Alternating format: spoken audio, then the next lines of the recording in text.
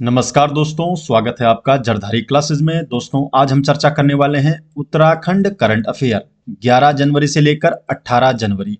तो इस वीक के उत्तराखंड के करंट अफेयर है दोस्तों, और लास्ट में आपसे एक प्रश्न पूछा जाएगा जिसका जवाब को देना है कमेंट बॉक्स में।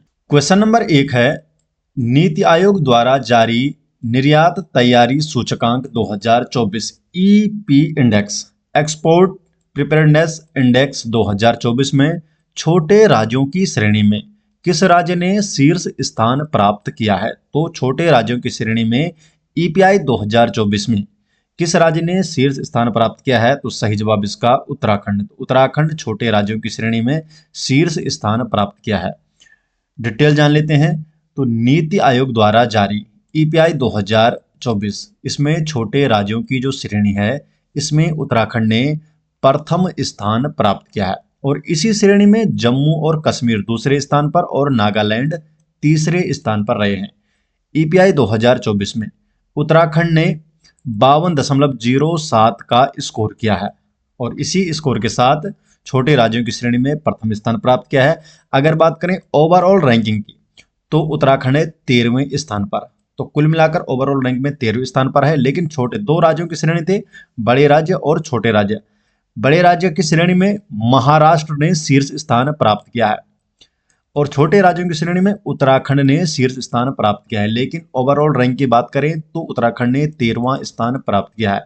इस सूचकांक का जो मूल्यांकन है 13 सब पिलर्स और लगभग 70 इंडिकेटर्स के आधार पर किया गया है। बड़े राज्यों की बात करें तो इस श्रेणी में महाराष्ट्र ने शीर्ष स्थान प्राप्त किया है, और दूसरा स्थान तमिलनाडु ने, और तीसरा गुजरात ने। यह है बड़े राज्यों की श्रेणी। जो सूचकांक है 4 मुख्य स्तंभों पर आधारित थे। पहला है निर्यात अवसंरचना, एक्सपोर्ट इंफ्रास्ट्रक्चर। दूसरा है पॉलिसी एंड गवर्नेंस। थर्ड है एक्सपोर्ट परफॉर्मेंस, और चौथा है बिजनेस इकोसिस्टम।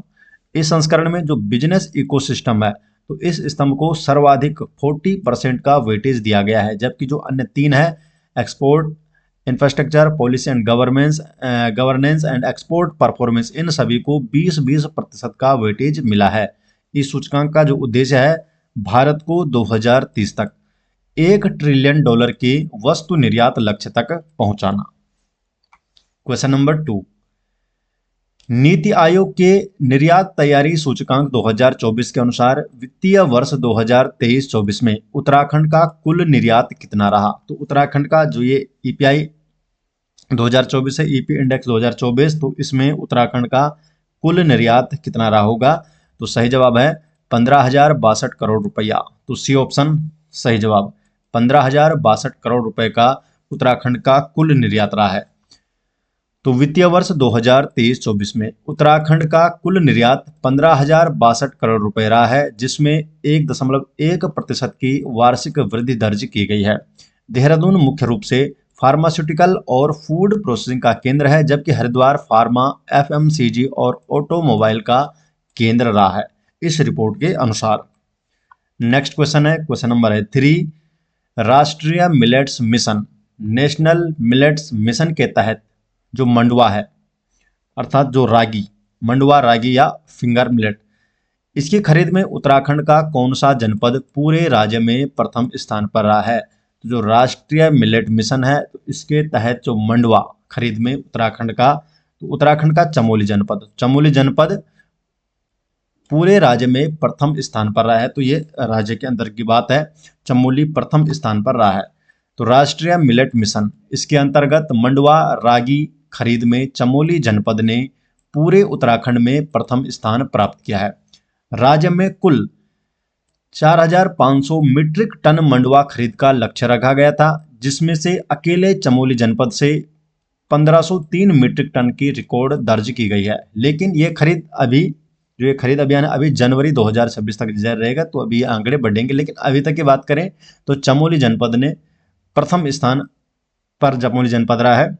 आंकड़े में थोड़ा बहुत चेंज हो सकता है। अभी मंडवा खरीद में पौड़ी जनपद दूसरे स्थान पर रहा है।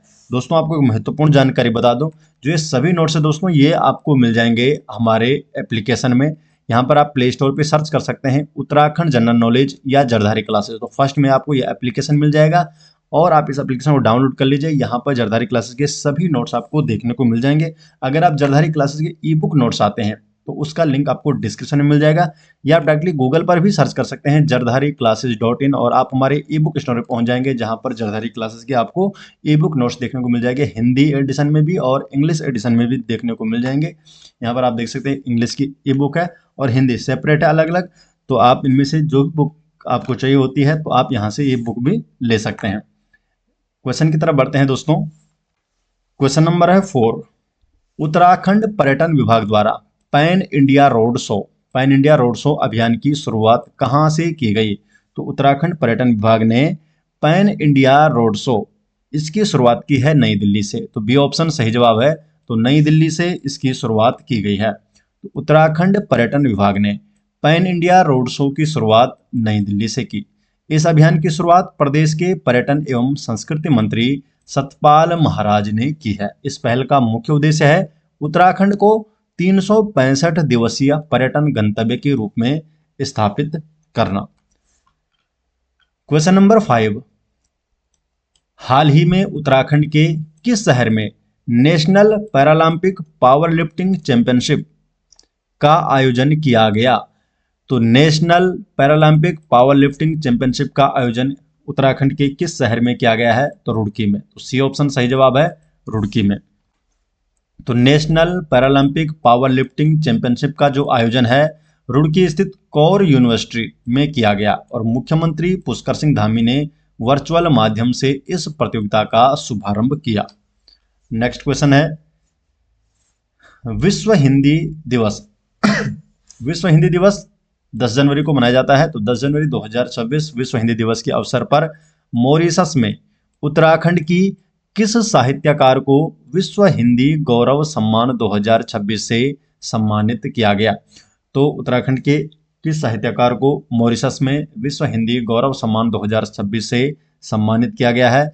तो सही जवाब है डॉक्टर राधा वाल्मीकि। तो डॉक्टर राधा वाल्मीकि को मॉरिशस में विश्व हिंदी दिवस 10 जनवरी 2026 के अवसर पर विश्व हिंदी गौरव सम्मान 2026 से सम्मानित किया गया है। डिटेल जान लेते हैं।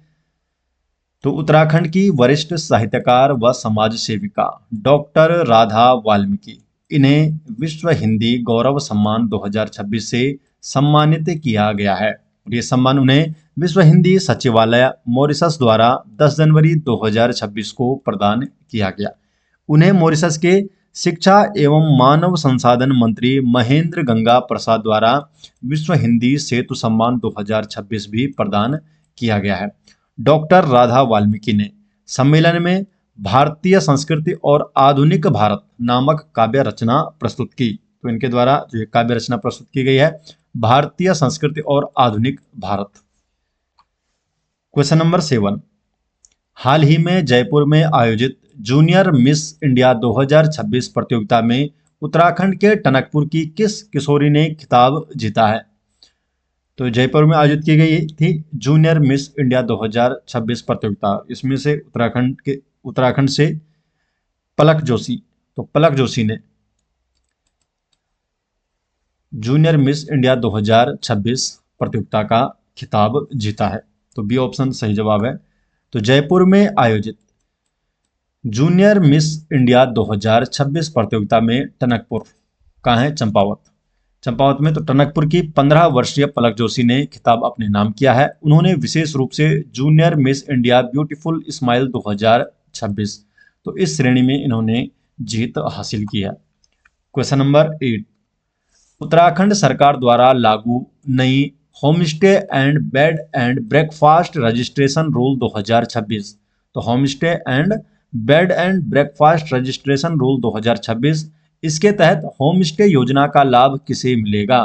उत्तराखंड सरकार द्वारा जो ये योजना लागू की गई है, जो इसमें संशोधन किया गया है 2026 निकाल के लाई है, तो इसमें होमस्टे योजना का लाभ अब किसे मिलेगा? तो सही जवाब है केवल राज्य के स्थायी निवासियों को। तो अब केवल इसमें संशोधन किया गया है और इस रूल के अनुसार अब केवल राज्य के स्थायी निवासियों को होमस्टे योजना का लाभ मिलेगा। तो उत्तराखंड कैबिनेट ने उत्तराखंड पर्यटन यात्रा व्यवसाय होमस्टे और बेड एंड ब्रेकफास्ट पंजीकरण नियमावली 2026 को मंजूरी दी है, और इस नियमावली के अनुसार होमस्टे योजना का लाभ केवल राज्य के मूल निवासियों को ही मिलेगा। तो जो राज्य के मूल या स्थायी निवासी हैं। अन्य राज्यों के व्यक्ति जिन्होंने 250 वर्ग मीटर भूमि खरीदकर होम स्टे खोले हैं, उन्हें अब केवल बेड एंड ब्रेकफास्ट योजना में शामिल किया जाएगा। लेकिन होम स्टे योजना का जो लाभ है ये केवल किसे मिलेगा? जो राज्य के मूल निवासी हैं।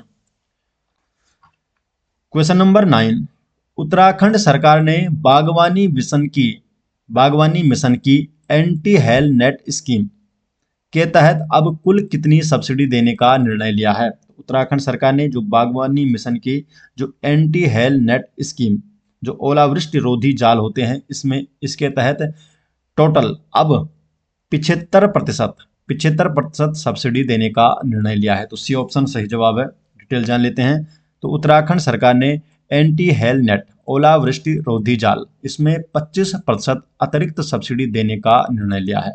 केंद्र सरकार की ओर से पहले 50% की सब्सिडी मिलती थी, अब राज्य सरकार अपने में से 25% की सब्सिडी देगी, तो कुल मिलाकर अब 75% की सब्सिडी हो जाएगी। ये निर्णय ओलावृष्टि, आंधी तूफान और पक्षियों से सेब, आड़ू, प्लम, खुबानी और नाशपाती जैसे फसलों को बचाने के लिए लिया गया है। तो कुल मिलाकर 75% की सब्सिडी दी जाएगी एंटी हेल नेट योजना से संबंधित। नेक्स्ट क्वेश्चन है दोस्तों क्वेश्चन नंबर 10, और इस क्वेश्चन का जवाब आपको कमेंट बॉक्स में देना है। क्वेश्चन नंबर 10 है, उत्तराखंड राज्य आपदा प्रबंधन प्राधिकरण द्वारा जारी post disaster need assessment PDNA report 2025 के अनुसार राज्य में आपदाओं के कारण कुल कितना समग्र आर्थिक प्रभाव आंका गया है? तो ये जवाब आपको देना है कमेंट बॉक्स में। 4 ऑप्शन और सही जवाब को देना है। ये डिटेल कहाँ मिलेंगे आपको? मैंने आपको बता दिया हमारे ऐप में। इसको सर्च कीजिए प्ले स्टोर पे, उत्तराखंड जनरल नॉलेज या जड़धारी क्लासेस। तो इस ऐप को भी डाउनलोड कर लीजिए और इसमें जड़धारी क्लासेस के सभी नोट्स हैं। डिस्क्रिप्शन में लिंक दिया गया है दोस्तों हमारी वेबसाइट का, जहाँ से आप ई बुक भी ले सकते हैं। हिंदी और इंग्लिश दोनों ही एडिशन में आपको यहाँ पर बुक देखने को मिल जाएगी। इसके अलावा आप हमारे टेलीग्राम चैनल में जुड़ सकते हैं। इसका लिंक भी आपको डिस्क्रिप्शन में दिया गया है, जड़धारी क्लासेस के टेलीग्राम चैनल में। वहाँ पर भी हम आपको डेली अपडेट करते हैं। तो दोस्तों आशा करते हैं कि आपको ये वीडियो पसंद आई। अगर आपको वीडियो पसंद आती है तो वीडियो को लाइक कीजिए और अपने अधिक से अधिक दोस्तों तक इस वीडियो को शेयर कीजिए। अगर आप चैनल में पहली बार आए हैं तो चैनल को सब्सक्राइब जरूर कीजिए। तो मिलते हैं दोस्तों नेक्स्ट वीडियो के साथ, तब तक के लिए आपका बहुत बहुत धन्यवाद।